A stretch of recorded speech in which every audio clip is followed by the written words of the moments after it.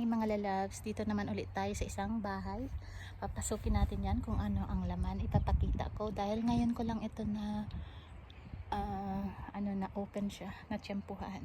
So let's go inside. Ito ay big noong 1700 to 1860.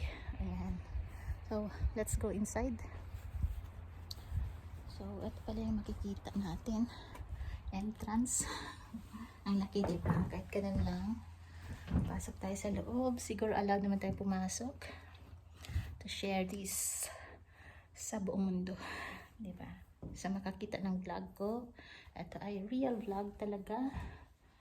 May table, may chair, and they have a long table. Hi, it's okay. And then ito, ang kapanaholan natin, meron din tayong ganyan. Diba? Bakol. May bed siguro for the baby. And then may another room here.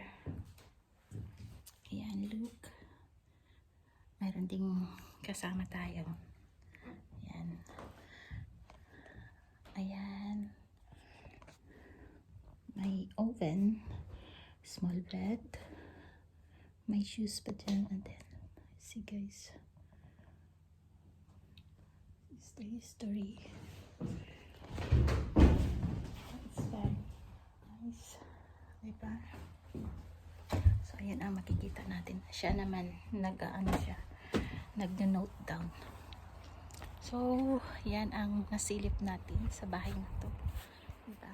So, hanggang ngayon, naka-preserve yung mga gamit sa loob. So, ano? Nag-ikot-ikot ako. Yan talaga. Ay, silipin natin tong isa.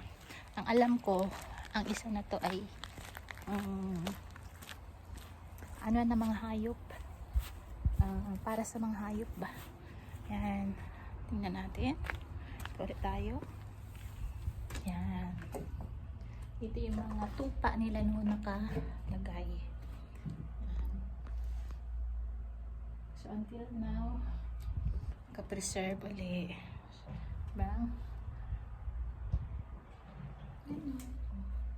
Yan. So mula dito, bye-bye po. Thank you again for watching and see you around.